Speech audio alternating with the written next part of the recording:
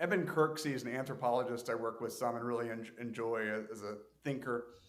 And I answered this to a question of his or something similar. And he said, don't humans give you that?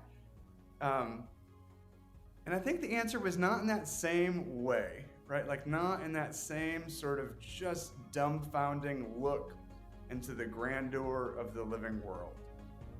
Humans give me other things, but there's something special about what other species can trigger. Why knowledge matters.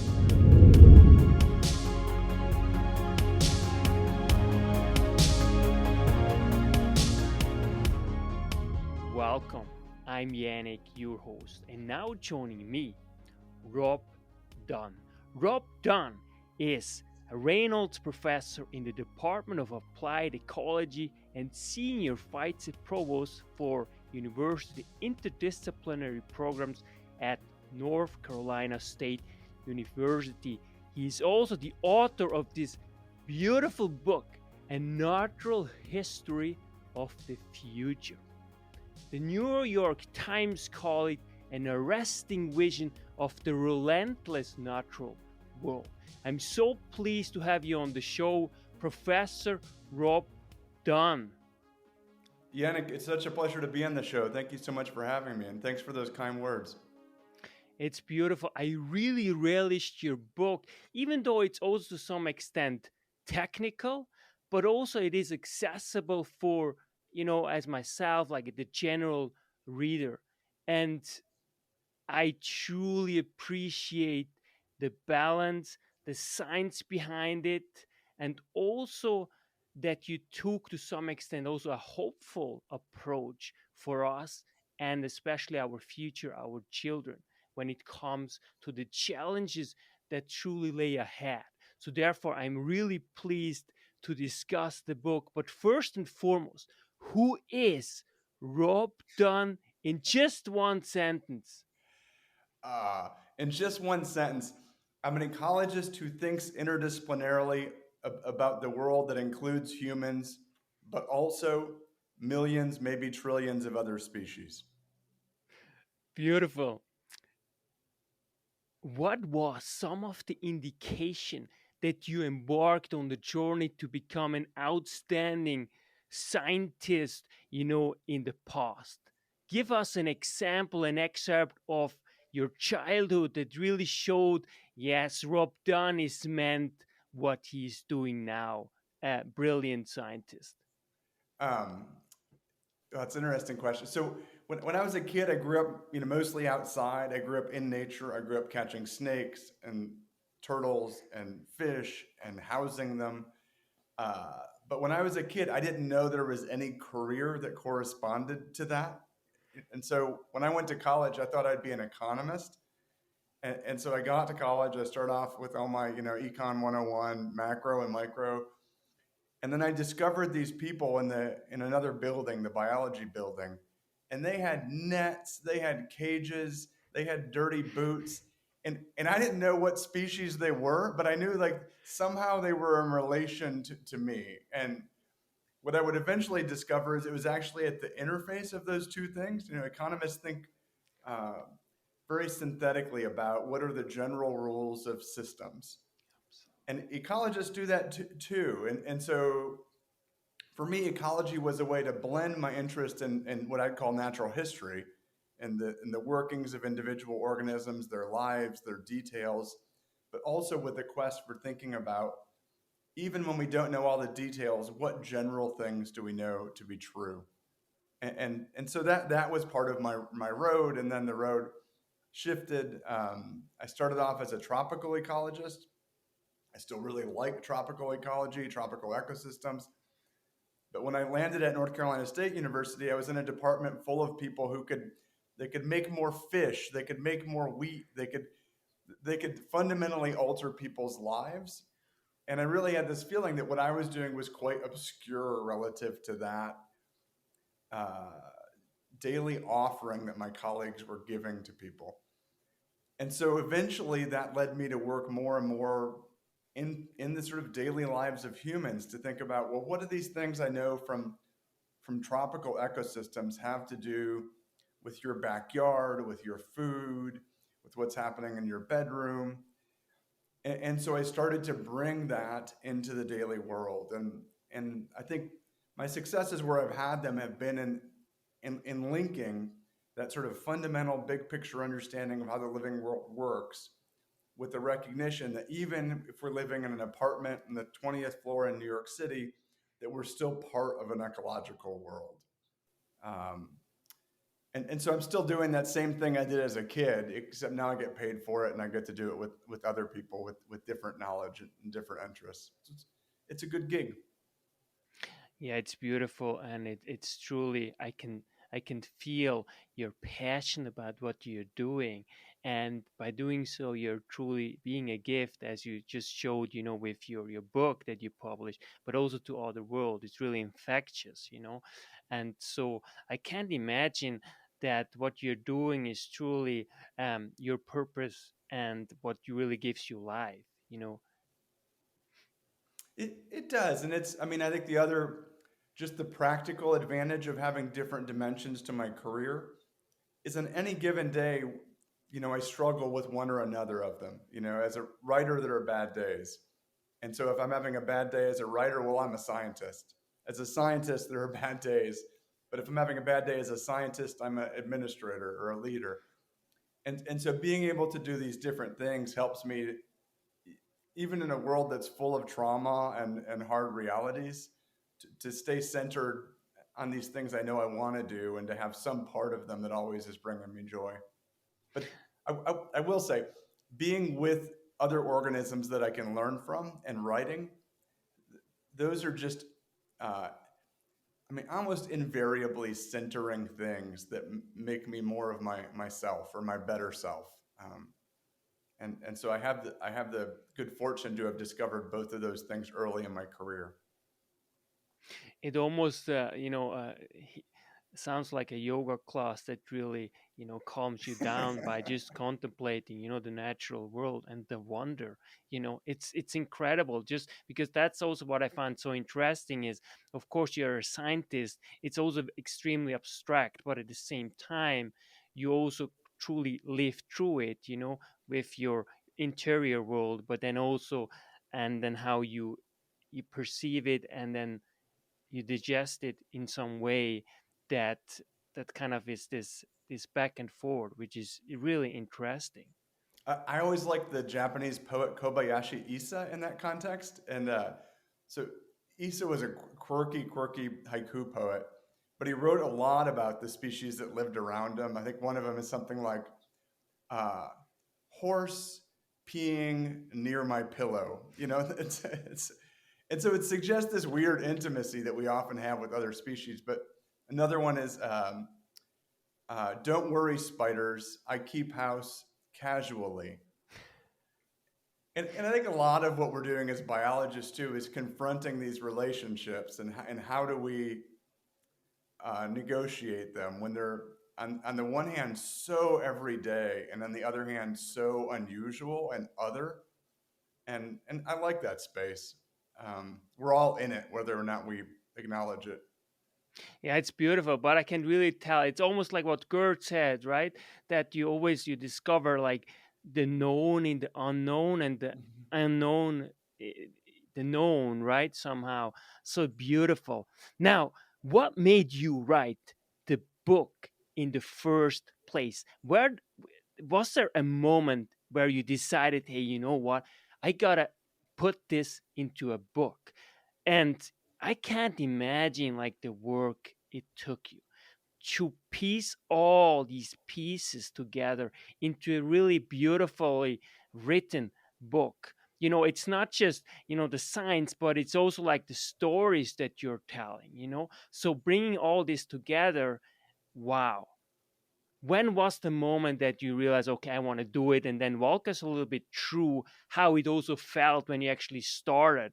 And did you had like this epiphany then, wow, it's one thing having conceptually the idea of writing a book, but it's a whole other game to actually write it.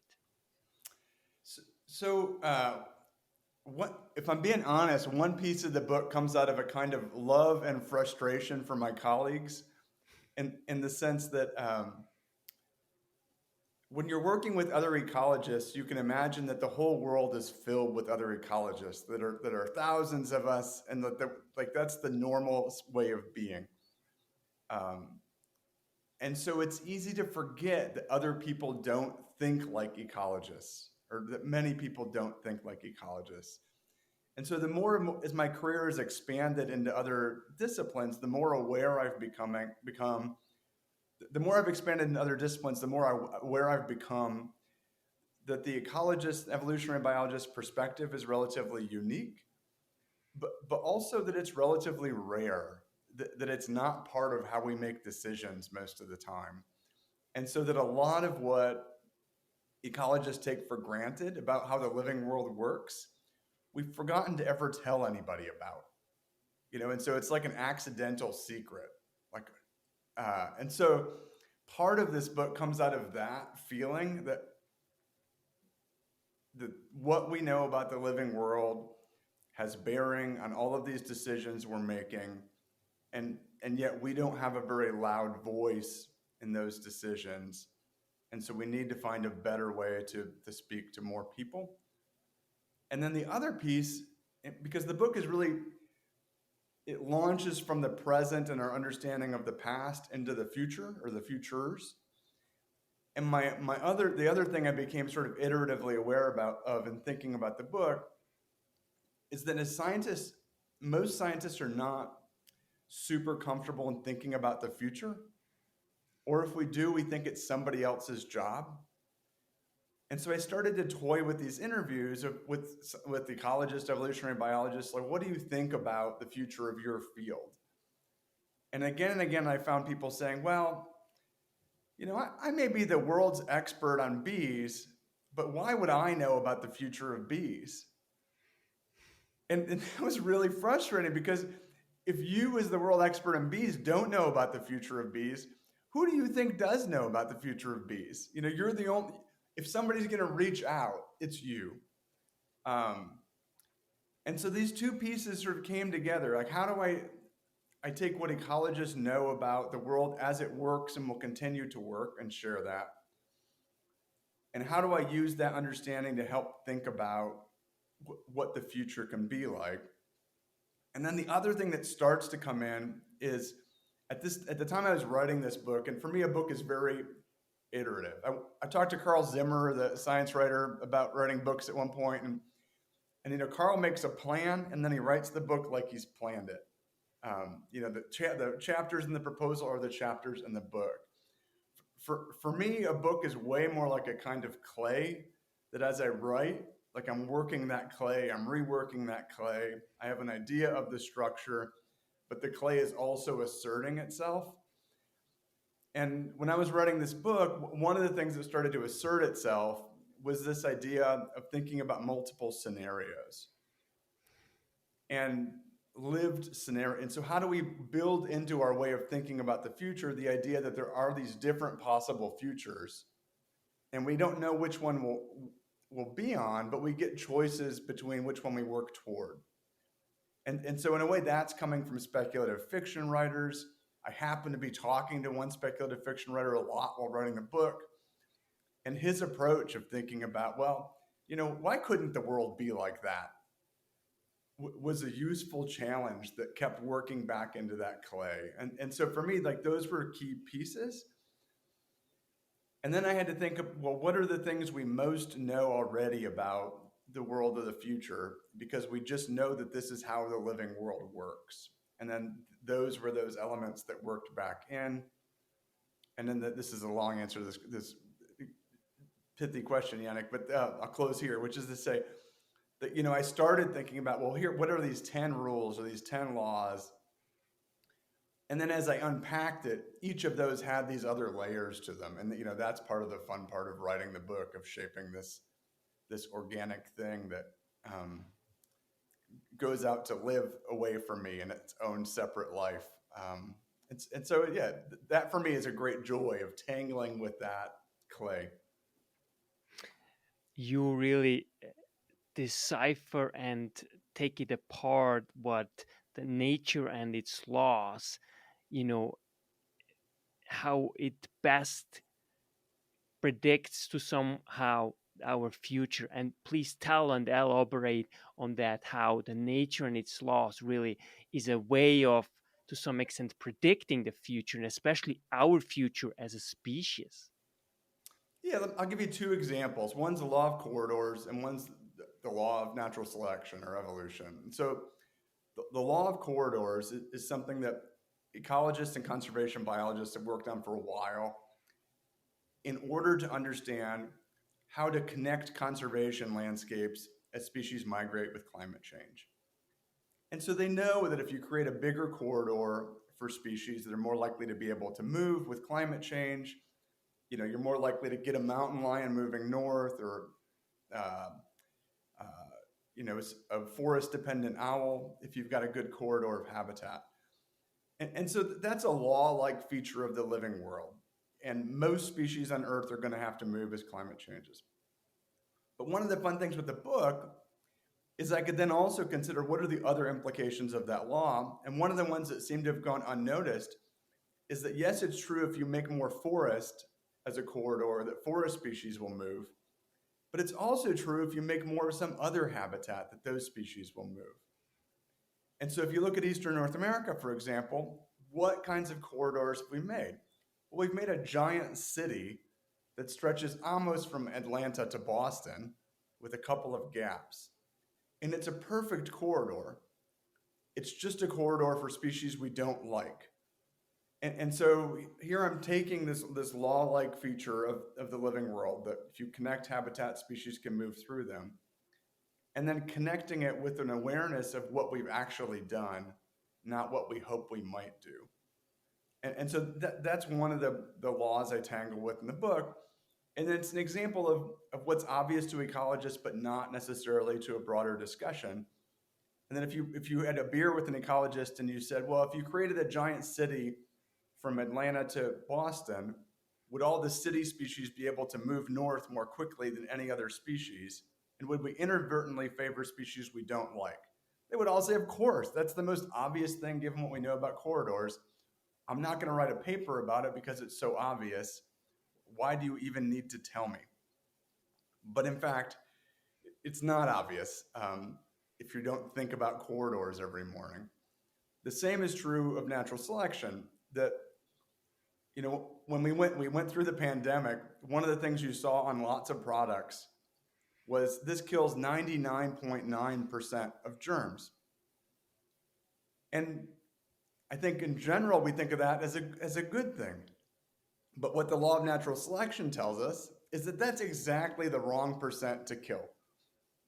Because the other way to say that is favors point one, whatever the remainder of, favors that. The other way to say that is that this favors a small percent of germs that it doesn't kill. And what we know from natural selection is that those will be germs that have evolved resistance to whatever it is you're spraying. And this seems like a little banal piece of the story, but you scale that up, and we predictably see the consequences of the overuse of antibiotics, of the overuse of pesticides, of the overuse of herbicides. And we know that that favors the evolution of new lineages and new species. That's defining feature is we can't kill them. And so there are a lot of these law-like features of the living world, of ecology and evolution, that bear upon our lives all the time, but we don't think about it in that way. And then they rear up in these moments. Probably most of your viewers or listeners know somebody who's had a resistant staph infection, MRSA. Well, that's a direct consequence of kills 99.9% of germs. And it's a direct consequence we can feel, we know in our families, it affects us directly.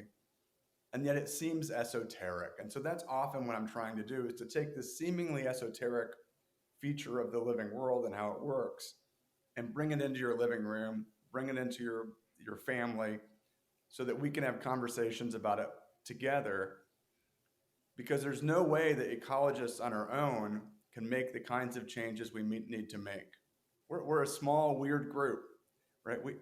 These are policy decisions. They're individual consumer decisions. they're everybody decisions. And we might not decide the way that most people want to decide. And so they're also the case that, my job is to lift up the understanding so that we can have the discussion, because the world I want might not be the mean world we collectively want. I hope it is, but might not be. It is so true, and that's why it also opened me so much up to how I consider also where I live. There is, for example, in North America, here in northern Quebec, there's, for example, because of the roads now are built for, mining and people living here more and more, that, for example, too, these are also somehow like corridors, for example, for the wolves. Now they are able to travel much, much further, and that's why also they obviously they catch, more quickly, prey and so on, right? So that is so interesting, and you brought this in such a beautiful way into light for everyone, right? That we can have those discussion. On the other hand too, it's so interesting when you think, and that's why I like your book so much, is that whatever we build, even if we build like a new whatever, like houses, in the park and so on, of course it has a negative influence on the ecology overall, of course,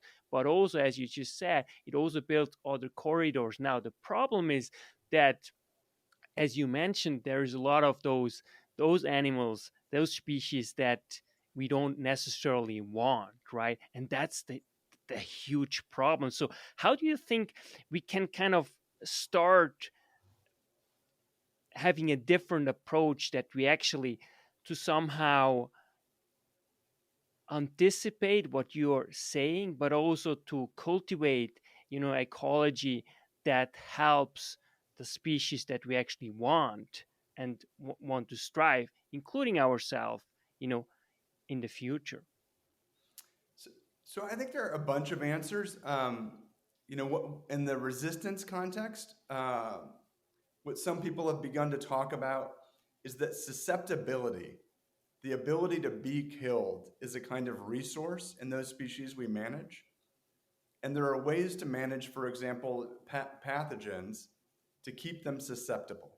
If we take care with our antibiotic use, we can keep them susceptible so that even if we're not eradicating them fully, when they're around, we can get rid of them. And so changing what we think of as the goal sometimes is helpful. I'll also say that in my last book, I took a poke at architects. I was talking about the living world in houses. And architects really responded, to their credit, positively. You know, Quite a few architects reached out and said, look, I'm willing to make houses that are much more hospitable to more species that would benefit us. How do we work on it? And so I think, there's a version of that here, which is that urban planners, developers, a lot of people we wouldn't think about as natural allies, I think many of them are really open to having new conversations about how do we create these worlds with these law-like features in mind. And so I find that really very hopeful that there are these people willing to make bold change. And so I think the other element of this is, how do we stage those conversations? And Yannick, your forum here is a great example, so that we can start to talk together about, there's a national policy issue version of this, but I think what's more proximate to most of us is, how do we have these conversations in our own places? And so how do we create fora in which we can start to talk these through? And that question had lots of dimensions, but that's an answer to one of those dimensions, I think. Yeah, I think you make a very good point, because oftentimes it's just, breaking out of the silos, right? And just, ultimately find these common denominators that really holds us together. And I think there is no way that people would, be very resistant, if they had a forum, or if they have access, to people like you, who actually understand and explain in a more tangible manner, the complexity that we face, but also that there are solutions, to the problem. And that's also, I find it's always so important that on the one hand, you have the challenges, antibiotics you mentioned beautifully in the book, but on the other hand, it always leads us to find new ways to really solve problems, because that's what really science is. It's really here to solve problems, but it's obviously not as easy. But also, again, what I that's why I find this book is so important, because you point out the road and that there is hope, and it's not easy, but there are clearly solutions, despite the fact that at times it seems almost like we are in the last like couple of 100 years of our species. And I think that's also not very helpful to see it in that way. Yeah, the other thing I would say, Yannick, in response to that is that what I found a little bit while writing the book and then also afterwards is that some of the greatest allies in thinking about better futures are artists. It's often very hard to imagine a world different than the one that's around us. And, visual artists, performance artists, writers, uh, I think can really help us to see what else could we create. And children are the other people that are just amazing at being able to say, this can be different. How would we like it to be different? And I think, as scientists, we've often failed in that regard, that we're not trained to create entirely new worlds. And so we need this interchange with artists who can help us. And my example of this that I always come back to is, if we think about climate change, we often return to these different climate scenarios, and there are different versions. But they're really scenarios about consequences. If you have this much emissions, greenhouse gas emissions, how much warming do you get? Well, if I'm living in Toronto, say, and I'm thinking about my daily life, that could not be more abstract from my daily life. It's not a scenario. It's not a scenario for how I live. It's a scenario about an abstraction. And so those climate scenarios have been proven really difficult to use to help people make change, because how do you relate to, these abstract mean annual temperature goals, or these abstract emissions goals? What does that mean for me on Tuesday? And I think the alternative would have been, if we go back in time, is to think not about those abstractions, but what are different worlds we can create, and what features would those different worlds have? But if to do that, going back in time, we would have had to have the fiction writers and the physicists work together, and there aren't a lot of parties where they meet, and so I think that's that other thing, is how can we be more ambitious about that coming together? And I mean, that's part of my other job here, is to think at North Carolina State University, how do I get the physicists and the artists at dinner together? How do I get the speculative fiction writers and the evolutionary biologists together? And sometimes it works and it's great, and then sometimes it's terrible. But I think collectively trying more of that would benefit us. I think we are truly on our way. I think that's just so there are more and more those interdisciplinary departments and so on, whether in university or in other places in the world. How were you able to balance this book so nicely? On one hand, you're very factual, also to some extent dark, but also at the same time it's hopeful and really balanced, the book. So, um, I'll share the ending, right? Which is the part of the ending that thinks about the world after us, like what can we know? Um, and part of my goal in sharing that is to say, what we're facing is not the end of nature, that nature is this much bigger thing than us.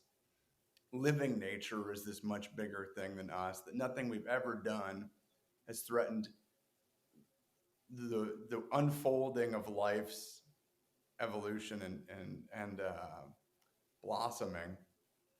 And to me, that's really hopeful. And it sounds like to you, Yannick, but there certainly are other readers to whom that doesn't feel hopeful. And so it's interesting because I was trying to land somewhere in the space of hope and the idea that, yes, we're in some hard times now, but also this bigger history of life is so much bigger. That to me, that there's a sublimity to that. It's like looking out at the stars, looking out at the full duration of the life's experiment. We're so small, and in that, I experience a lot of hope. But it's clear, like hearing, listening to readers, that not everybody does, and so. This is a question rather than an answer, but I think the question of the extent to which people find hope in life story versus exclusively in the human story is interesting to me. Um, and is there something religious there about how we think about humans and human specialness? Is it just the fact that we're humans and we can only look at ourselves? We center ourselves and we have to. I earnestly don't know, but I'm very intrigued by it, and I love that, Yannick, you felt it as hopeful because I feel it as hopeful, but certainly that's not universal, and so then thinking about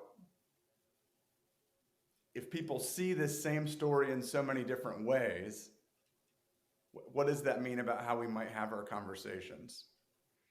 Yeah, And that's also what our long-term goals are, right? Like, is our goal to save humans at all costs? I'm not so, I don't want anybody on Earth to suffer, but the idea that our species goes on forever, I'm not so wed to. Um, and I'm very comfortable with that, but at the same time, I sense that when I say that, there's some alarm there, which is interesting. it's also interesting because obviously as a scientist, on the one hand, you're very abstract and very pragmatic, but also on the other hand, you find solutions, right? And so to find somehow a balance is of course it has the many variables come into play. But I think when I look at especially the science, especially the past 100 years or so, then there is just I don't find any rationale to not be hopeful. When I look at the just the trajectory in terms of humanity in general, it's very very short, of course. But when we look at the progress, and of course we can always look at it negative point of view, but if you actually look at the empirical facts, how we have improved. Of course, with every improvement comes also to some extent inclination, an incline for some in one way or another. So it's really hard, and of course it has to do also with a lot of mindset. But I am grateful that there are still so many people out there, such as yourself, that try to find a balanced, factual, assessment of our situation. Because it's I think our children, we owe it to our children especially to have somehow a vision for improvement, rather than that it is the end of the world. Yeah, and I think, my observation too is what's possible scientifically today compared to when I was a grad student, which is a while ago, but not so long ago, is almost to the point of witchcraft. Uh, It's unbelievable.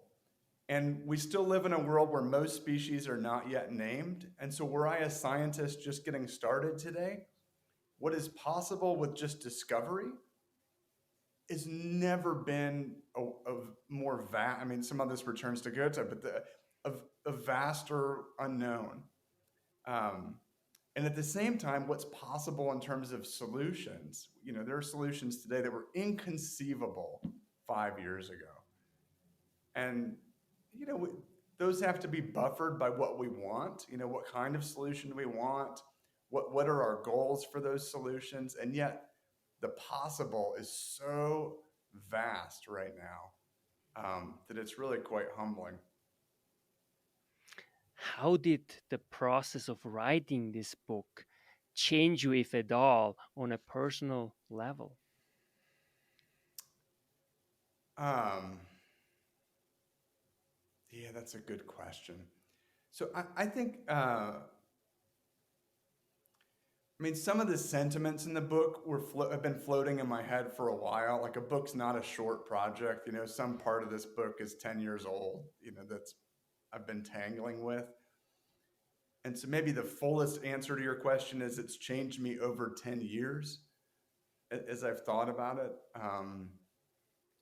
As I think about the gravity of our moment, at the same time, the hope of that's possible.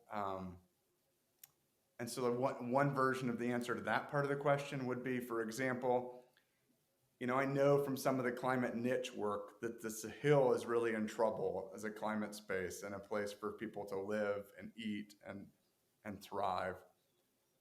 And so I think about that every day, every in some point every day. And then as we do science on our campus, how do we make sure that we're taking the gravity of the moment seriously enough? And so I think it's changed me a little bit in that way over that longer time period. The other is, as the book has gone on and as I've talked about it more, I've become even more committed to the value of bringing these different perspectives together. And so in a way, the book is me speaking from the perspective of my fields, but in relation to these other conversations and fields. Um, and I've seen the power more. In my experience with books, there's the how you change while you're writing them, and then there's how you change once you start having to talk about them. And there's sort of two different phases, because in that second phase,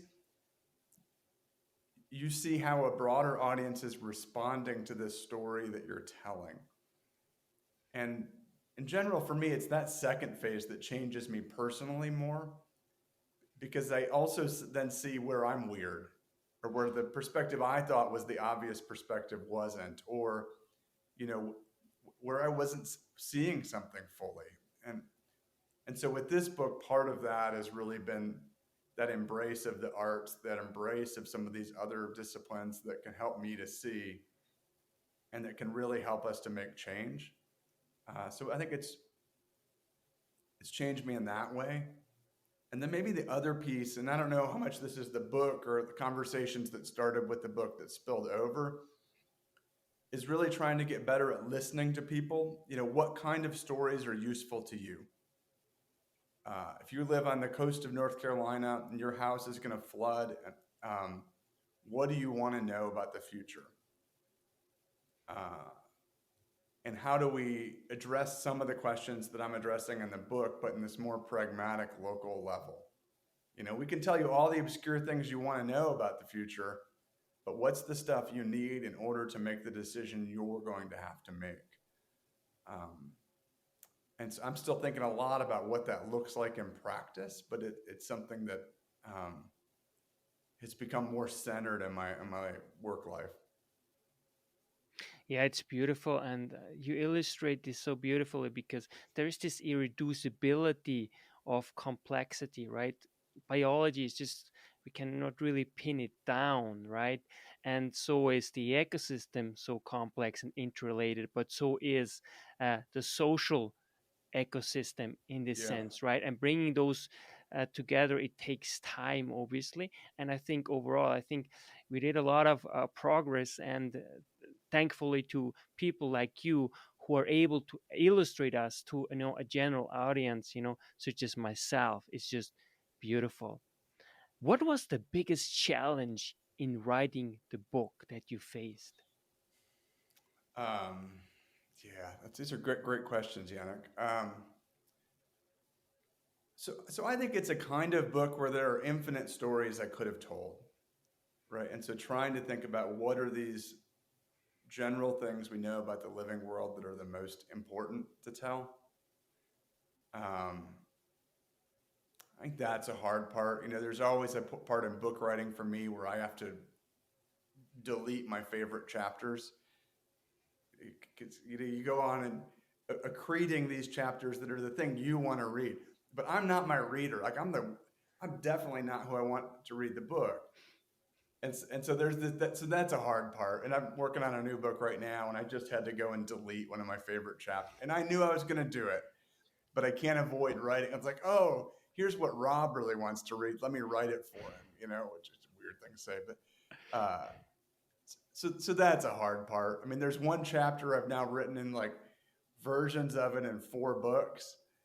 And I always delete it because I know it's just like too sweet a version of the story. So that's always a hard part.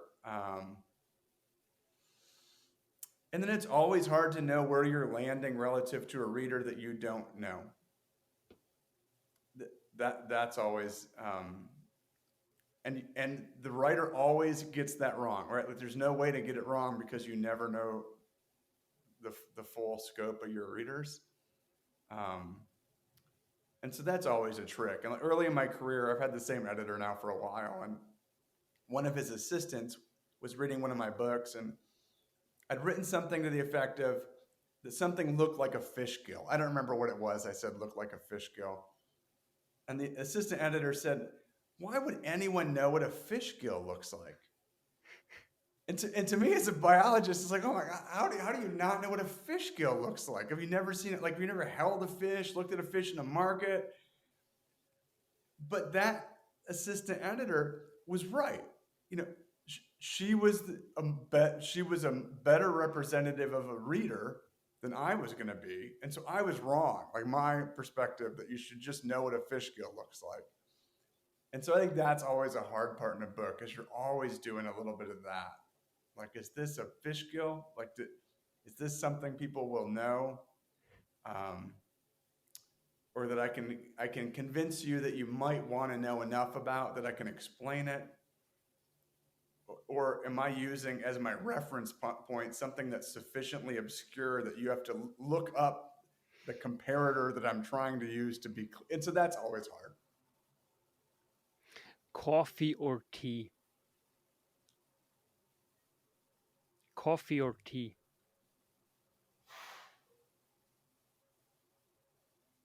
Coffee or tea? Oh, coffee or tea? Sorry, there was a background noise here, Yannick. Coffee. How does a morning look like, at Professor Rob Dunn's place? Right now, I get up early. I write for a little bit. What does mean early? What do you mean by early?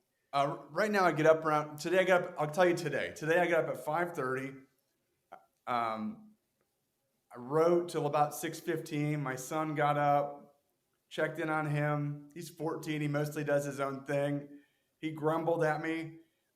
He got out the door at 6:50, and then I went to got ready to come into work. And in that point, after he grumbled at me, but before he walked out the door, I had a coffee. I had a little bit of tofu and a paratha. I like a savory breakfast.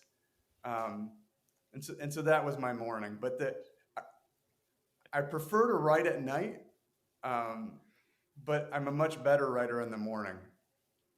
And so if I'm honest to my writerly self, I get up early, but I don't really like it. But it's when my head is just clear and I can just be in the words. How do you feel when you get up in the morning? And in an ordinary day, how do you feel? And do you have a hard time to disconnect from work? Not in the morning. In the morning, if I go and I've got my coffee and I've maybe got music on, but not like a podcast or something, I can just be present. At 10 p.m. or something, it's harder. And maybe that's my difficulty now of writing in the evening. By that point, my brain is full of, some grumpy faculty member, some decision I've got to make, a donor conversation. Somebody just told me they're not in favor of sustainability. Like all that stuff's in my head. And I can't write myself out of that mess. But in the morning, if it's going well, the head's clean, And so I can sit down and like today I was writing about how humans and dogs communicate via olfaction. And I could be just in that. Beautiful, beautiful. What activity describes you best besides an academic? Um, well, I mean, the pretentious answer would be, I think, on some level, like an artist. Um, I appreciate the pretentiousness of that answer, but the thinking about creating beautiful things, right? Like that's a part of what I do on a good day as a scientist. It's what I think about as a writer. Beautiful, lasting things. And I just really like ideas. Like the idea that, I mean, you mentioned Goethe earlier. Like there was a time when Goethe and Humboldt were hanging out in Jena in Germany. Um, the idea of sitting with people and talking about ideas and that might be able to change something about the world, that's the good stuff. Beautiful. What makes you happy? Um, I mean, really happy, like my kids doing cool things. Being with friends and family, being with people that I'm relaxed enough to really let my guard down and talk earnestly about the strange, strange world. Um, yeah, that brings me joy. Humans are strange, but they're also often the best thing we got. Beautiful. Your single best advice to really forge a better natural history of the future, a practical advice, what I can do immediately, or our listeners. So, I think my single best advice. Yeah, I can pause on this one for 1 second, Yannick. So I think if your listeners and if you recognize that any space that you manage or own is full of living beings.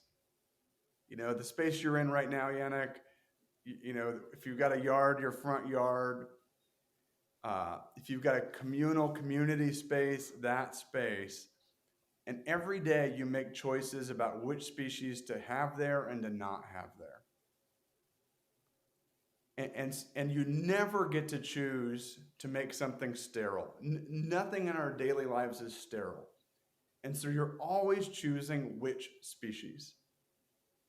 And so I think starting with this question, which species do I think starting with this question, which species do I want to live with? And then how do I make the changes in my immediate life to favor those species? And just as a for example, there's outside my office, someone's put up uh, a solitary bee hotel. And it is full of these beautiful solitary bees right now. I mean, there are hundreds of them. And on top of that is an anolis lizard that sits there and gets fat eating the bees. And it's beautiful. It's this beautiful thing I can go see. It's also connected to the flowers that are right next door. It's an ugly actual structure, right? Like we need the design people in. But clearly that's part of a world I'd like to make more of. And so what are those things in your own life that are part of the living world you would like to see more of? And my answer won't be exactly the same as yours, but I think if we're all working toward that, almost none of us would choose to make the world we most often make, which is a world full of resistant organisms with the potential to harm us. And so that's where I would start. Beautiful answer. You can't answer this actually better and more concise as you just did. Wow. Single advice, so single best advice for living a purposeful, meaningful, and fulfilled life. And part of the answer to I'm hesitant with advice for living a fulfilled life because I'm aware that that is a culture bound thing, and that a fulfilling life looks different in different places.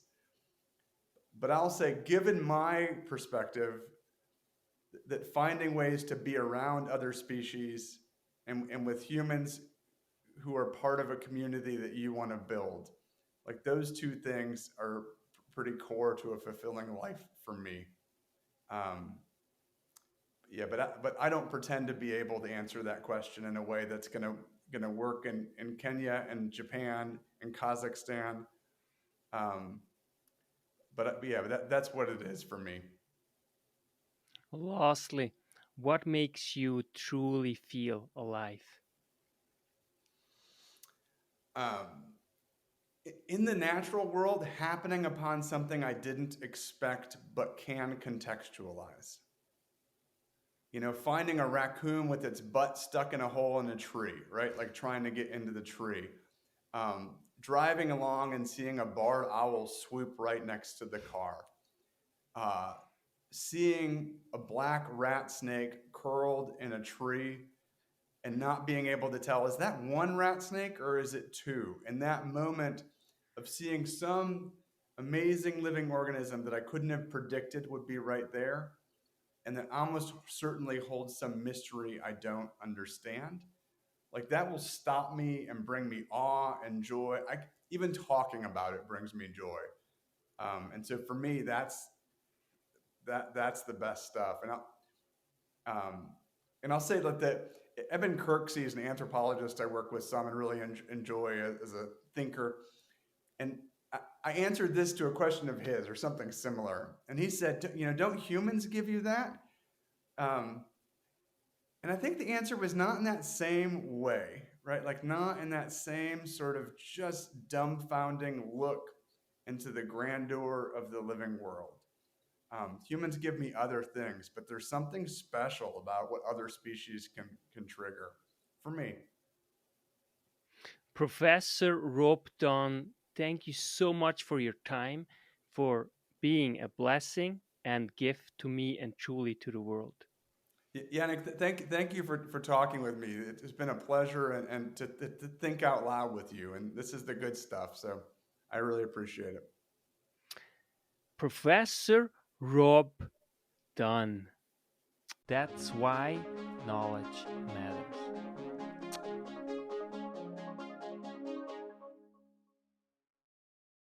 Make your life a masterpiece. Visit now programs.d-ykm.com.